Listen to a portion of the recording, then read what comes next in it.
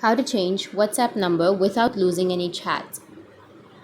So if you want to change WhatsApp number without losing any chat, then first you need to open up your WhatsApp. After opening, you need to go with your Google storage backup, and then you need to back up automatically and daily. So you can go with done, or you can also go with the top right, which has that three dots, and then tap on settings. Under settings, you can go with the chat option, and from here you will have chat backup. Tap on chat backup, which is on the bottom, and then tap on backup. And once you're done backing up your messages, you can go back and then go with the account, and from here you can tap on change number option, and from here you need to tap on next. But before that, make sure to read all of this. Before you change your number, confirm that you are able to receive SMS or calls on your new number.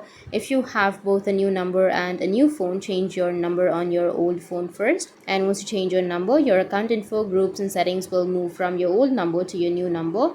Any pending payments will be cancelled. So you need to go with next, and then proceed. Go with the following steps to change your number. You can enter your old number with the country code, and then give your new number with the country code, and give the verification code that you've received, and your number will be changed. That's it. And if you have any questions, feel free to comment below. Thanks for watching.